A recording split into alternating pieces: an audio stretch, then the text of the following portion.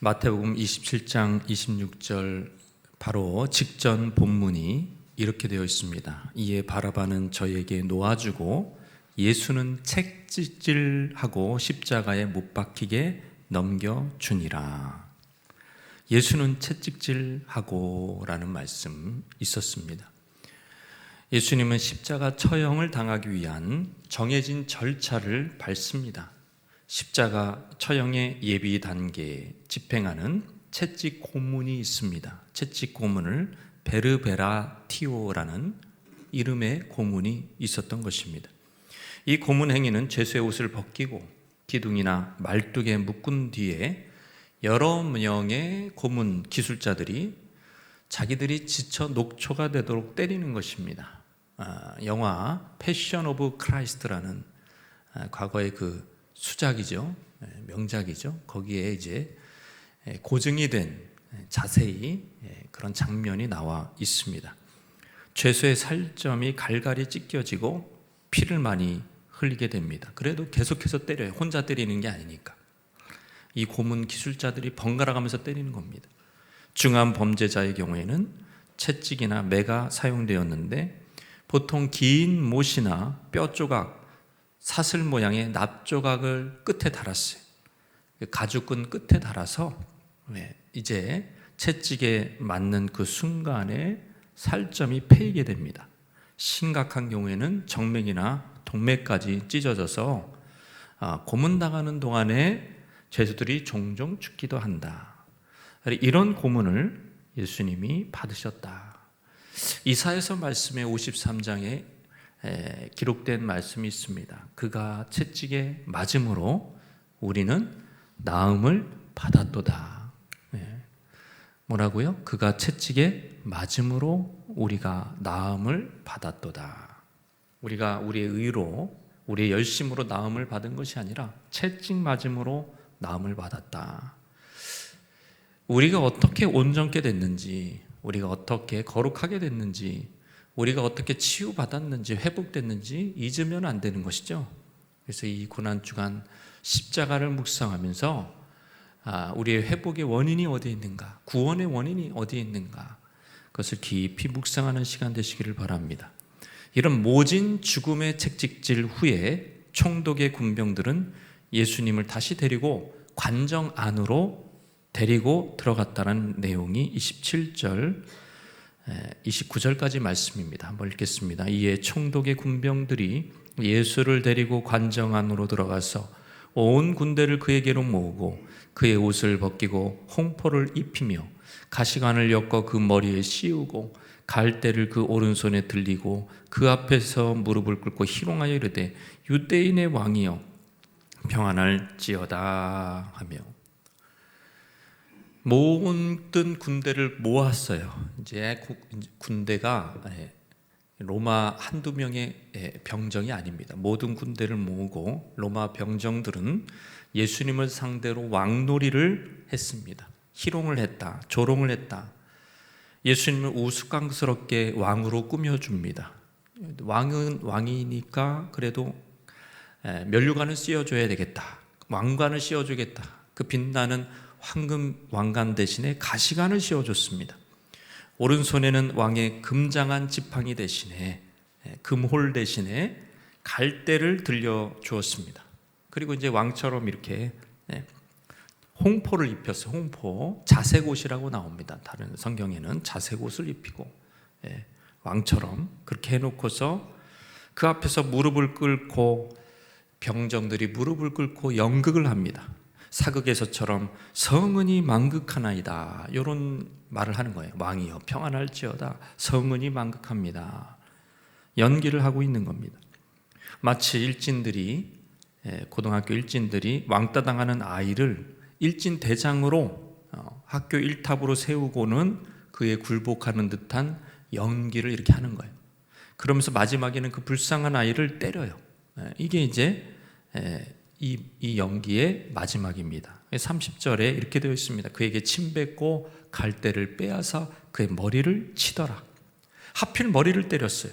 지금 예수님은 가시관을 쓰고 계셨다 그랬어요. 가시가 박혀서, 머리에 박혀서 피가 나고 있는데 머리를 또 때린 겁니다. 그러면은 가시가 더 깊이 머리를 찌를 것을 우리는 상상해 볼 수가 있습니다. 이사야서 53장에 뭐라고 되어 있습니까? 3절에 그가 찔림은 우리의 허물 때문이다. 그가 찔림은 우리의 허물 때문이다.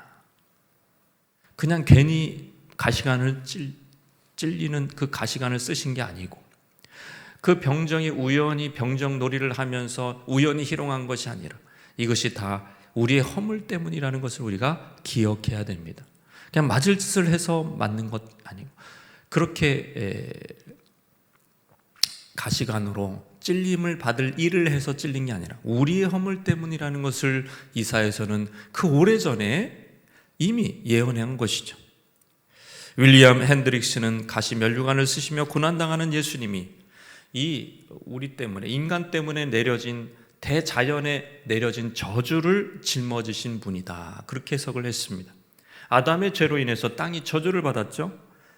땅이 굉장히 비옥해가지고요, 그냥 이렇게 엄청난 열매를 내주었는데, 그게 아니고 이제는 땅이 어떻게 저주를 받아서 가시 덩불과 엉겅퀴를 내었다.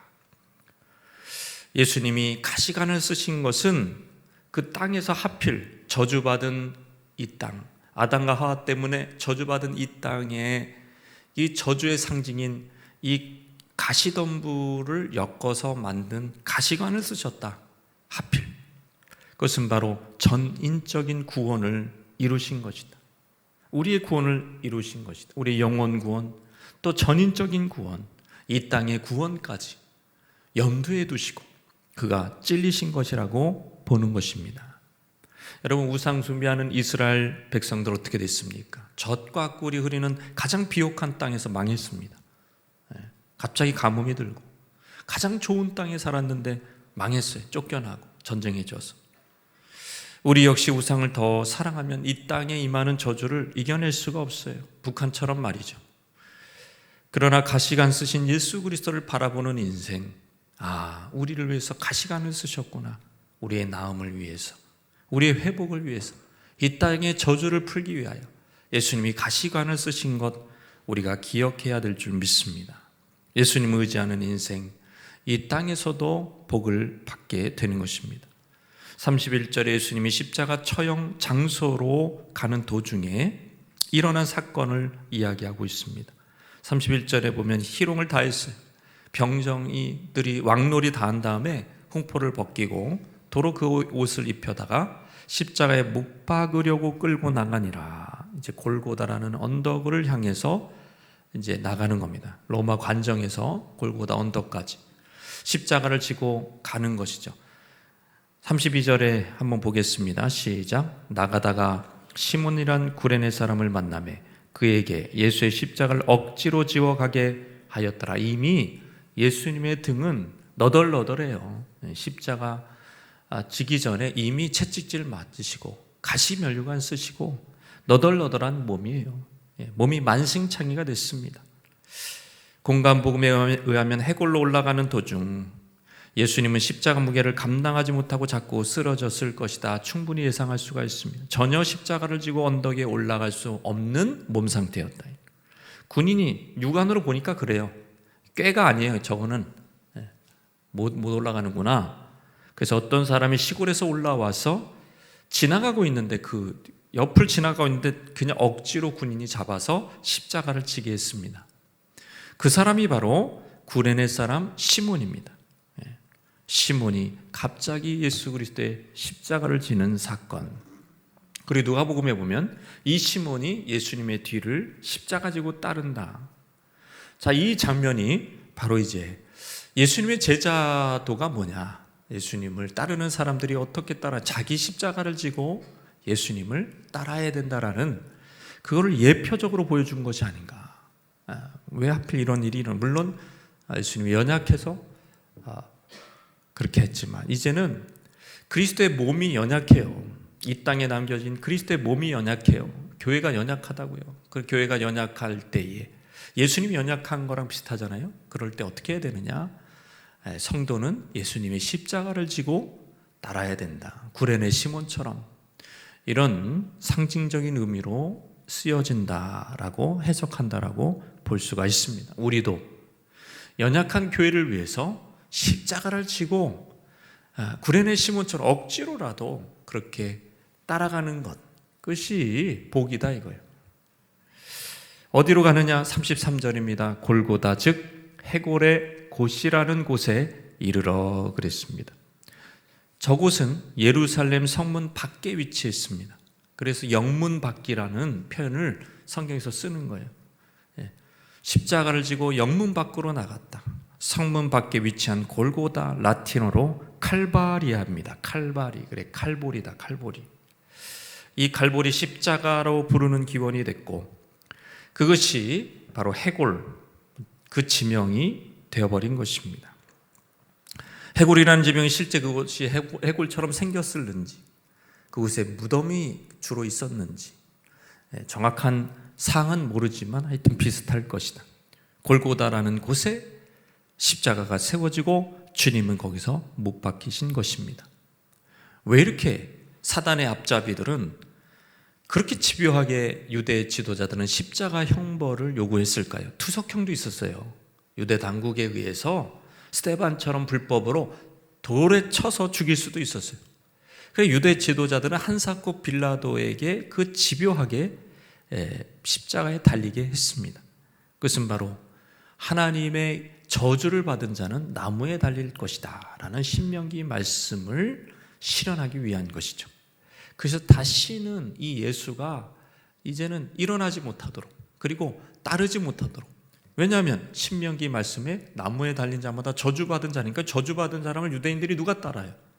완전히 싹을 잘라놓기 위하여 십자가 형벌을 그렇게 요구한 것이 굉장히 아주 영특하죠. 교활하고 말이죠. 예수 그리스도를 십자가에 매달면 이 하나님이 직접 저주한 사람이다, 저주받은 인간이다, 낙인을 찍어낼 수 있는 효과가 있었습니다. 예수의 영향력을 단번에 끊을 수 있는 가장 좋은 길이 십자가 형벌이었다. 예수님은 그렇게 십자가에 매달리는 것이죠. 34절에 읽겠습니다. 쓸개 탄 포도주를 예수께 주어 마시게 하려 하였더니 예수께서 맛보시고 마시고자 하지 아니하시더라. 군병들이 긴 막대기에 포도주 적신 해면을 우슬초에 엮어서 예수님의 입가에 댄 것입니다. 불쌍해서가 아닙니다. 그렇게라도 그거 먹고 소생해서 더 오래 살면 십자가에서는 고통인 거예요. 십자가에서는 사실 빨리 죽는 것이, 그것이 은혜예요. 35절에도 이렇게 쓰여져 있습니다. 그들이 예수를 십자가에 못 박인 후에 그의 옷을 제비 뽑아 나누고 거기 앉아 지키더라. 이제 이게 누굽니까? 그들이 누굽니까? 군병들입니다. 군병들이 예수님을 십자가에 못 박고 옷을 제비 뽑더라. 제비 뽑은 옷은 군인들 몫으로 돌아갔습니다. 십자가 처형을 직결하는 그런 군인들이 제비 뽑는다. 그게 이제 어떻게 보면은 이제 자기의 그 전리품 같은 거예요. 그리고 이제 자기 몫으로 사람을 죽이는데 참여했기 때문에 그 문화에서도 뭔가 이렇게 나오는 게 있는 거예요. 그 전리품은 부수입이었습니다. 저들의 부수입이었어요. 그런데 뭐라고 얘기하냐면은 이제 본문에는 나오지 않지만 이것을 찢지 말고 누가 얻나 제비 뽑자. 누가 얻나 찢지 말고 제비 뽑자. 이게 요한복음에 나옵니다. 왜 찢지 말고 제비 뽑냐? 이건 속옷을 얘기하는 거예요. 겉옷은 찢어지는 겁니다. 그러나 속옷은 통으로 짠 옷이에요. 그 당시 속옷은. 그래서 이 안에다가 받쳐 입는 이 속옷은 굉장히 비싼 것이었다. 그 군인들은 이거 찢으면 망치니까 제비 뽑자. 이 속옷을 갖는 행운아가 누구냐? 주사위를 던진 겁니다. 바로 시편에 기록되어 있는 것이며, 시편 22편 18절 말씀 시작. 내 겉옷을 나누며 속옷은 제비 뽑는다. 제비 뽑는 거는 속옷이. 예수님의 예언대로 이 개들에게 둘러싸여 속옷까지 뺏김을 당하셨습니다. 행악자들에게 속옷까지 뺏겼다라는 것은 벌거벗겨졌다라는 거예요. 십자가에서 예수님은 이렇게 우리가 성화에서 나오는 것처럼 옷을 입고 있는 것이 아니고 벌거벗겨진 것입니다. 공개적으로 수치를 당하셨다. 모든 치부를 다 드러내면서 여러분, 벌거벗겨지고 가장 비참하고 수치스러운 모습으로 십자가에 달려 돌아갔다라는 것을 아십니까? 바로 이사야서 53장의 말씀대로 그가 징계를 받음으로 우리가 평화를 누리고 그가 채찍에 맞음으로 우리가 나음을 입었도다. 왜 하나님의 아들을 이렇게까지 내버려 두셨는가? 왜 이렇게 발가벗기는 굳이 그렇게까지 하셨는가 이거예요. 왜 발가벗기셨는가? 여러분, 이제 그 아담과 하와의 그 창세기 이야기로 이렇게 돌아가면은 아담이 범죄한 후에 아담의 수치, 하와의 수치가 있었잖아요. 그 전에는 이게 벌거벗고 다녀도 아무 상관이 없어요. 죄가 들어오니까 이게 수치가 된 거예요. 그런데 그 수치를 가죽옷으로 가리울 때에 벌거벗겨진 존재가 하나 있었어요. 그러니까 아담과 하와는 가죽옷을 입혀서 수치를 가리우는 그 순간에 바로 그 직전에 벌거벗겨진 존재가 누구예요? 짐승이죠. 짐승은 벌거벗겨진 겁니다. 벌거벗겨진 거예요. 왜냐하면 그 가죽을 하나님이 취하셨기 때문에. 그러니까 짐승은 그 자기를 덮고 있었던, 보호하고 있었던 그 가죽이 통째로 없어진 죽은 거죠. 그렇게. 그 짐승의 가죽을 벗겨버려요. 뭐 사랑하는 요즘에 사람입니까? 개를 그렇게 사랑하냐? 개의 가죽을 한번 벗긴다고 비참한 거죠. 그런 상태를 우리가 생각하면 되겠습니다. 예수님이 수치를 당하시고 벌거벗겨지심으로 우리는 가리움을 받은 거예요. 예수님이 부끄러움을 당하심으로 우리는 죄에서 자유케 된 겁니다. 그것이 바로 십자가의 비밀이다. 예수 그리스도의 십자가는 우리의 죄로 인한 수치를 가리우는 의의 옷이 되는 것이다. 예수님은 벌거벗겨지시고 우리는 가리움을 받고, 실제 죄는 나 때문에 죄를 지었는데, 그래서 우리가 지금도 의의 옷을 입고 있기 때문에 우리가 예배를 드리는 거예요. 의의 옷을, 예수님 때문에 우리의 수치가 가리워졌기 때문에 하나님 앞에 나가는 거예요. 우리가 뭔가 잘나서, 뭔가 배경이 좋아서, 내가 뭔가 다른 사람과 달라서, 뭔가 내가 열심히 살았기 때문에 그래서 예수님께 나가는 게 아니라 이거죠. 예수님이 십자가에서 수치를 당하시고 그 옷을 다 뺏기시고 수치를 다 드러내셨기 때문에 우리가 지금 주님 앞에 의의 옷을 입고 하나님 앞에 나가는 줄 믿으시기를 바랍니다. 히브리서 12장 2절 말씀대로 우리가 누구를 바라봐야 되는가? 시작. 믿음의 주여 또 온전하게 하시는 이인 예수를 바라보자. 그는 그 앞에 있는 기쁨을 위하여 십자가를 참으사 부끄러움을 개의치 아니하시더니 하나님 보좌 우편에 앉으셨느니라. 나치에 의해서 온갖 수치, 온갖 모욕, 여자들은 온갖 성적인 수치까지 다 경험한, 그것을 눈뜨고 보았던 그런 코리템붐 여사 이야기 여러분 아십니까? 그 여사가 왜 집회 중에 자기에게 그렇게 악행을 했던 독일 사람이 용서를 구하는 것을 보지 않습니까? 그럼 그것을 용서할 수 있는 그 핵심이 바로 십자가였습니다. 수치를 당하신 예수님, 그것을 생각하면서, 벌거벗겨진 예수님을 생각하면서 그 고통을 참아내고 용서까지 이룰 수 있었다. 우리는 어떻게 우리의 수치를 가리우려고 합니까? 예수님의 십자가가 아니에요.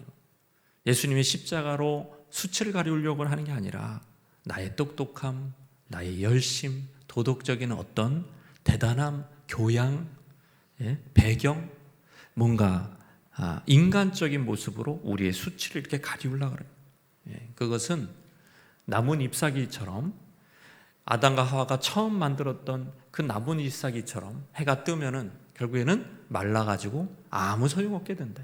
전혀 수치를 못 가리웁니다. 우리의 수치를 가리울 수 있는 유일한 비결은 예수님 앞에 나아가고 바로 십자가 지신 예수님을 바라보는 것인 줄 믿습니다. 37절에 그 머리 위에 이는 유대인의 왕 예수라 쓴 죄패를 붙였습니다. 빌라도가 쓴 거예요. 빌라도가. 대제사장들은 말렸어요. 그거 쓰지 마라. 우리 한 번도 유대인의 왕이라 우리는 인정할 수 없다. 그냥 자칭 유대인의 왕이라 해라. 아니다. 이게 유대인은 내가 봐도 유대인의 왕인데 난 내 쓸 것을 쓰겠다. 빌라도가 고집 부려가지고 3개국어로 저렇게 쓰여진 겁니다. 그래서 이 죄패에 유대인의 왕, 자칭이 아니에요. 유대인의 왕이라고 쓰고 로마어, 그리스어, 히브리어로 그 당시에 모든 세계 언어로 다 쓰여서 가장 사람들이 많이 오는 그 명절날 다 보게 하면서, 그래서 너희들이 진짜 유대인의 왕을 십자가에 못 박혔다라는 것을 하나님이 다 광고해 버렸어요. 그게 정죄가 되는 거죠. 이 왕을 십자가에 못 박은 사람들이 바로 너희들이다 라는 것을 다 온천하에 보게 한 것입니다. 바로 이 죄패를 붙인 사건은 우리 모두가 십자가에 못 박은 죄인들이라는 것을 보여주는 것입니다. 38절을 읽겠습니다. 이때에 예수와 함께 강도들이 십자가에 못 박히니 하나는 우편에 하나는 좌편에 있더라. 예수와 함께 두 강도 역시 십자가에 못 박혀 매달렸습니다. 가운데 주님이 매달리시고 강도가 양옆에 매달렸으니 강도가 지금 골고다 언덕길 자기들도 십자가 메고 같이 따라온 거예요. 같이 한 거예요. 그래서 3명이 달린 겁니다. 자, 이렇게 예수님의 십자가 사건에는 여러 종류의 사람들이 있었다. 로마 군병은 예수님을 희롱했습니다. 왕놀이를 했습니다. 유대 지도자들은 예수님의 죽음을 기뻐하면서 끝까지 주시하며 그의 순통이 끊어지는 것을 기다리고 있었습니다. 두 강도가 지금 이렇게 옆에 매달려 있었습니다. 그리고 예수님을 사랑하는 여자들이 있었어요. 마리아라는 주로 이름들이 있어요. 대부분 어머니 마리아, 이모, 그리고 어떤 마리아, 그리고 막달라 마리아, 예수님의 바로 곁을 지키며 울고 있었습니다. 골고다 언덕길에 그때부터 따라온 수많은 여인들의 울음소리도 있었습니다. 이렇게 여러 가지 사람들이 있는데 지나가는 행인이 또 있었어요. 지나가는 행인이 뭐라고 얘기하는지 보실까요? 39절 40절. 자, 시작. 지나가는 자들은 자기 머리를 흔들며 예수를 모욕하여 이르되 성전을 헐고 사흘에 짓는 자여, 네가 만일 하나님의 아들이거든 자기를 구원하고 십자가에서 내려오라. 앞에 보십시다. 네가 만일, 지나가는 행인이 뭐라고 얘기해요?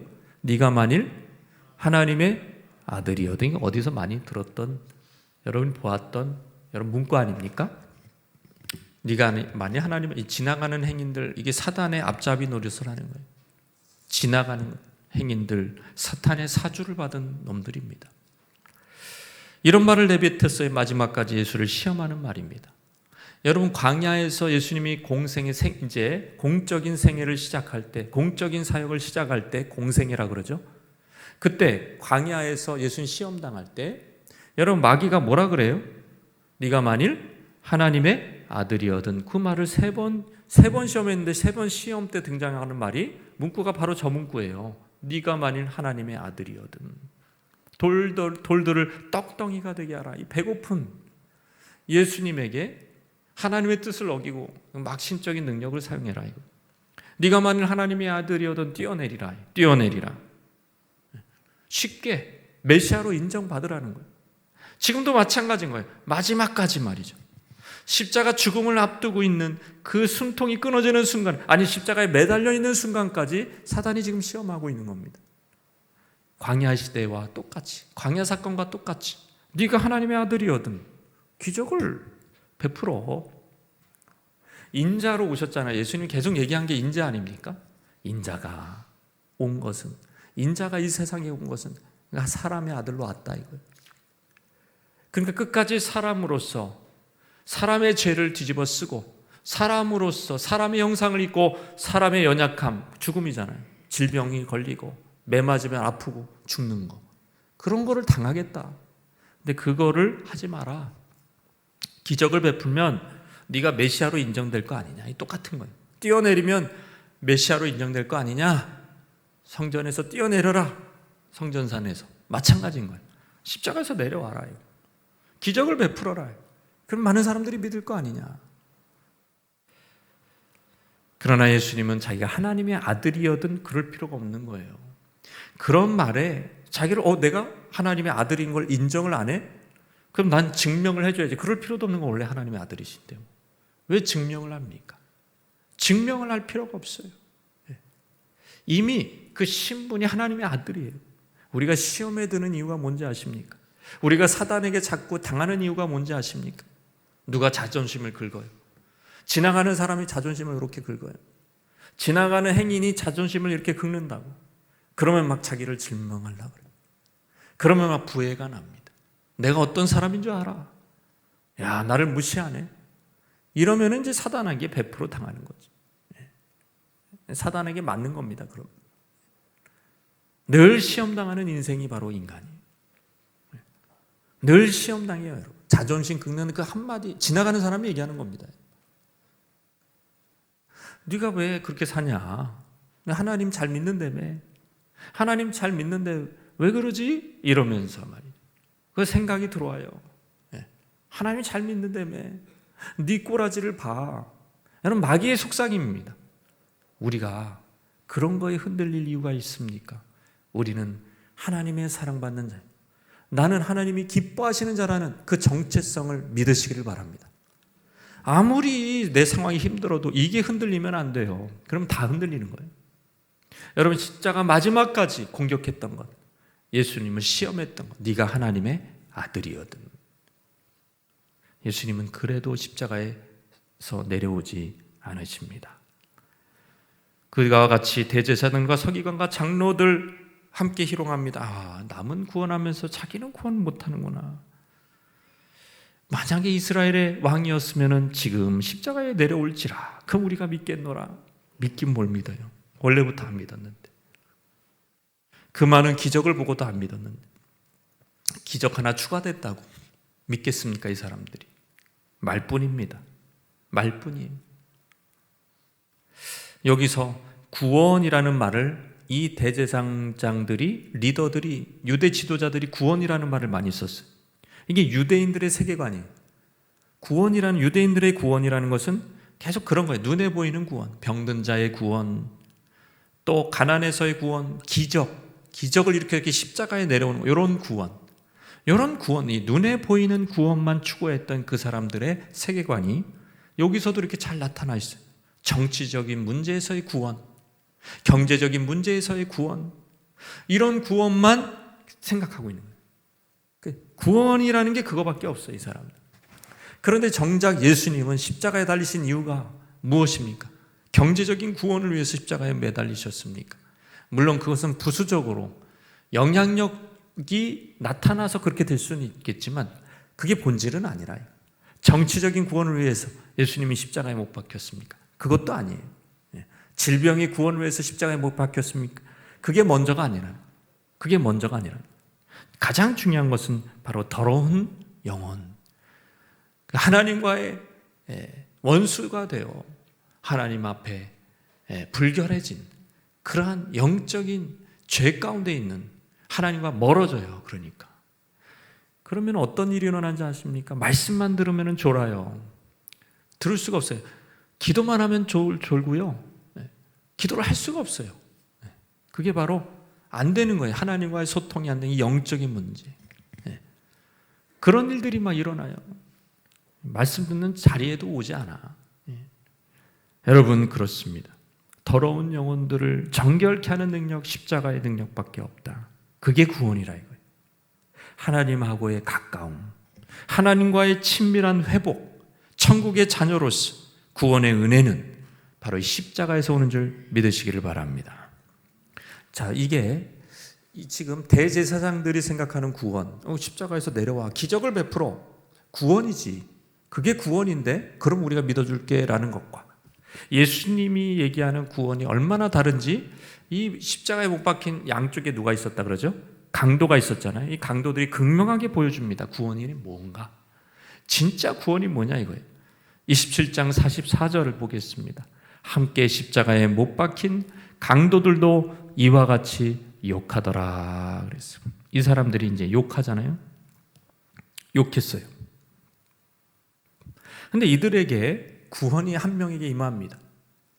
예수님이 금요일 아침 9시에 십자가에 못 박혔는데 3시에 돌아가셨습니다. 6시간 동안 십자가에 매달려 계셨는데 그 중에 한 강도가 처음에 이렇게 나오잖아요. 욕하더라. 처음에 욕했어요.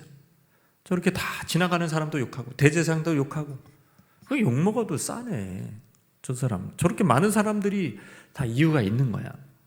저렇게 많은 사람들이 욕할 때 다 이유가 있는 거예요. 예. 포토라인에 딱 세우면 한 죄인이라고 생각하잖아요. 그냥 나 죄인인 거야. 누가복음에서는 이 두 강도가 예수님과 함께 매달렸다는 기록 다음에 무슨 기록이 바로 그 다음 절에 나오냐면은 예수님이 자기를 욕하는 사람들을 위해서 그 죄를 용서해 주는 기도를 했다. 그게 딱 나와요. 예수님의 중보기도. 그거를 양편에 있는 강도들도 그 목소리를 듣습니다. 아마도 누가복음이 그렇게 기록한 이유는, 그 배열을 그렇게 한 이유는 이 둘 중에 하나의 강도가 회개하는데 결정적인 영향을 미쳤을 것이다. 십자가 양편의 강도가 모두 예수님을 처음에는 조롱했지만 한 강도는 예수님의 기도에 벌써 마음이 열려버린 거예요. 자기를 조롱하는 사람, 나는 평생 살면서 이 원수에 대해서 저렇게 말하는 사람을 처음 봤다. 바로 예수님의 그 선하신 태도, 자기를 모욕하고 죽이고 채찍질하고 거기에는 군병도 있을 것이고 그 속옷까지 제비 뽑아 나눠진 군인이 있을 것이고 그리고 지금도 지나가면서 조롱하는 사람들이 있을 것이고 그 수많은 자기를 예수 그리스도를 배신한 사람들을 보면서 용서기도를 하네. 이 사람 안에는 충격이 찾아온 것입니다.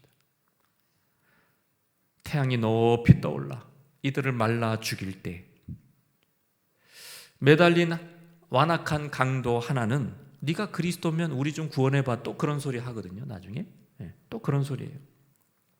네가 그리스도면 우리를 구원해봐. 누가복음에 또 그런 소리를 해요. 그러나 이미 마음에 회개한 강도는 그를 나무랍니다. 그를 나무라요. 야, 네가 아직도 정신을 못 차리느냐. 우리는 우리 죄에 대한 합당한 대가를 받고 죽지만 이 사람은 아니야. 예수님을 변호를 해줍니다. 그러면서 이제 마지막으로 믿음으로 예수님께 자기를 부탁하는 거예요. 누가복음 23장 42절 말씀 시작. 이르되 예수여 당신의 나라에 임하실 때에 나를 기억하소서. 당신의 나라가 임할 때에 나를 기억하소서. 딱 예수님한테 한마디 말이 바로 이 말이에요. 짧죠? 여기 많은 진리가 담겨져 있습니다. 당신의 나라라 그랬어요. 강도가 살아온 나라와 예수의 나라가 다르다는 것을 인정하는 믿음입니다. 자기가 이렇게 비참하기까지 된 이 세상 나라와 전혀 다른 이 천국 예수님이 바로 하나님 나라의 왕이시다라는 것을 이 죽어가면서 이 강도는 깨달은 것입니다. 내가 살아온 나라에서는 내 행위는 용서받을 수 없지만 당신이 임하는 나라에서는 당신을 보니까, 당신의 그 용서하는 기도를 보니까 나도 내가 이렇게 이 나라에서는 내 죄 때문에 이렇게 십자가 형벌을 받을 수밖에 없지만 당신의 용서기도 하는 거 보니까 당신의 나라에서는 나를 어느 정도 그래도 뭔가 용납할 수 있지 않을까, 그런 믿음이 생긴 거예요. 당신의 나라가 임하실 때에 나를 기억하소서. 여러분, 이것이 이 강도의 믿음이었습니다. 굉장한 믿음이라고 생각해요. 저는 처음으로 예수의 나라에 대한 소망을 갖게 된 겁니다. 이 세상 나라에서는 조금도 용서가 없어요. 조금도 용서가 없어요. 자기는 그 죄에 대한 합당한 대가를 받고 죽어가고 있어요. 그러나 예수님의 기도를 듣고 보니까 예수님이 임하시고 예수님과 함께하는 그 나라는, 예수님이 주인공이 되고 예수님 왕이 되고 예수님이 다스리는 그 나라는 그게 아닌 것 같아요. 보니까 용서받을 수 있는 것 같아요. 그래서 나를 기억해 주옵소서.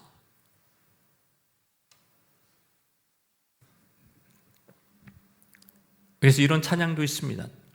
주여 주 예수여 주의 나라 임하실 때 주여 주 예수여 나를 기억하소서. 이 짧은 찬양인데 여러분 얼마나 은혜가 되는지 몰라요. 우리도 예수님께 그 거룩하신 하나님 나라에 우리가 들어갈 수 있습니까? 여러분 그렇게 여러분 생각하십니까? 우리의 인간의 의로 여러분 천국에 들어갈 수 있다고 생각하십니까? 우리는 강도랑 똑같은 입장이에요. 이 땅에서 그 하나님의 존엄하신 그 판결, 그 잣대에 들이대면은 이 세상에 어느 누구도 천국에 들어갈 수 없어요. 그러나 예수님의 그 성품, 예수님의 모습, 그 왕의 모습을 보니까 기회가 있을 것 같아. 그래서 지금 부탁하는 거예요. 주의 나라 임하실 때 나를 기억하소서. 이 믿음의 이야기를 건넬 수가 있었습니다. 은혜를 달라 그러는 거죠. 은혜를 달라. 예수님 즉각 화답해 주셨습니다. 오늘 네가 나와 함께 낙원에 있으리라. 여러분 천국행 막차 열차를 탄 그 사람, 믿음의 사람, 구원받은 사람이고 이것이 바로 구원이고 이것이 바로 진정한 구원이며 영혼 구원이며 이것이 바로 예수님이 얘기하는 진정한 변화입니다.